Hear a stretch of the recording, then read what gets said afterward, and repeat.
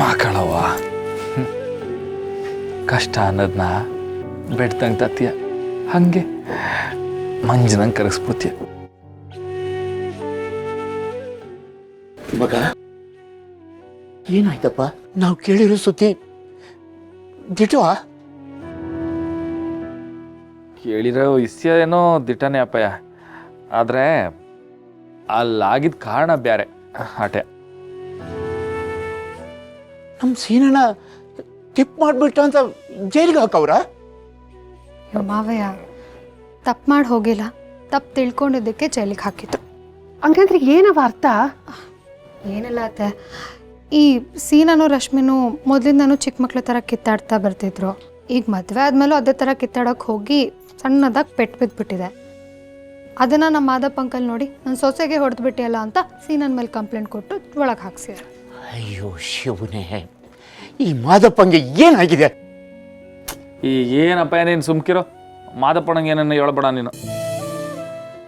ಮಾದಪ್ಪಣ ದೇಶಕ್ಕಾದವನು, ನೆಲ ಜಲ ತನ್ನ ನಾಡು ನುಡಿ ಅಂದರೆ ಜೀವ ಬಿಡ್ತಾನೆ. ಅಂಥದ್ರಾಗೆ ತನ್ನ ಮನೆ ಸೊಸೆಗೆ ಮಗ ಕೈ ಮಾಡೋನೆ ಅಂತ ಅನ್ಕೊಂಡು ಹಿಂಗೆ ಮಾಡೋರು ಆಟೆಯ.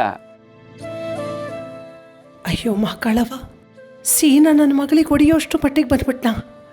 ನನಗೆ ಗೊತ್ತು, ರಶ್ಮಿ ಅವ್ರ ಅಣ್ಣ ಅತ್ತಿಗೆಗೆ ಸುಳ್ಳು ಹೇಳೋಳೆ. ಆ ಪಾಪಿ ಸೀನನ ಉಳಿಸ್ಕೊಳ್ಳೋಕ್ಕೋಸ್ಕರ ನಡೆದಿರೋ ನಿಜನೆಲ್ಲ ಒಡ್ಲಲ್ಲಿ ಹಾಕ್ಕೊಂಡು ಅವನನ್ನು ಕಾಪಾಡ್ಕೊಂಡವಳೆ. ಆದರೆ ಈಗಷ್ಟಕ್ಕೂ ಎಲ್ಲ ಸರಿ ಹೋಗೈತಪ್ಪಯ್ಯ. ನನ್ನ ತಂಗಿನೇ ಸ್ಟೇಷನ್ಗೆ ಬಂದು ಸೀನನ್ನ ಬಿಡಿಸ್ಕೊಂಡು ಹೋಗೋಳೆ.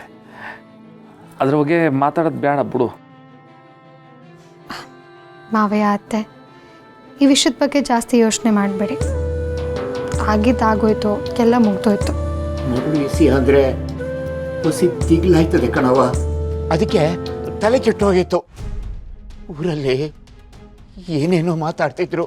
ಸೀನಾ ಜೂಜಾಡವನಂತೆ, ಯಾರನ್ನೋ ಮಾಡ್ಕೊಂಡವನಂತೆ.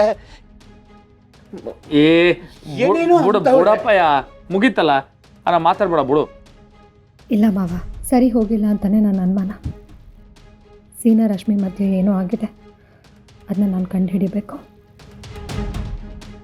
ಪಾರು, ನೀನೇ ಅದ್ರ ಬಗ್ಗೆ ಯೋಚನೆ ಮಾಡೋದು ಬೇಡ ಬೇಡ ಅಂತ ಹೇಳ್ಬಿಟ್ಟು ನಾನೇ ಅದನ್ನ ತಲೆಯಿಂದ ಹೊರಗಾಕಿ ನೋಡ್ತೀವಿ.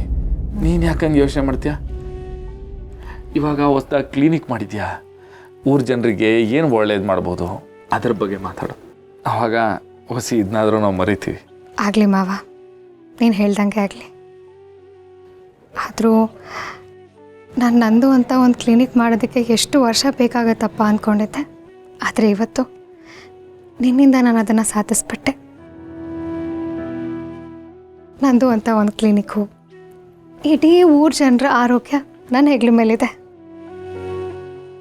ಇನ್ಮೇಲೆ ಎಲ್ರಿಗೂ ಒಳ್ಳೆ ಚಿಕಿತ್ಸೆ ಕೊಡ್ಬೋದು ಅನ್ನೋ ಸಮಾಧಾನ ಇದೆ. ಎಲ್ಲದಕ್ಕಿಂತ ಹೆಚ್ಚಾಗಿ ನನ್ನ ಗಂಡ ನನ್ನ ಜೊತೆ ಇದ್ದಾರೆ ಅನ್ನೋ ಅಹಂ ಇದೆ. ಇದಕ್ಕಿಂತ ಇನ್ನೇನು ಬೇಕು ಹೇಳಿ ನನಗೆ? ಆದರೂ ಮಾವ, ನಾನು ನಂದೇ ಅಂತ ಒಂದು ಕ್ಲಿನಿಕ್ ನಾನೇ ಓಪನ್ ಮಾಡಿದ್ದಿದ್ರು ನನಗೆ ಇಷ್ಟೊಂದು ಖುಷಿ ಆಗ್ತಿರ್ಲಿಲ್ಲ ನಿಜವಾಗ್ಲೂ.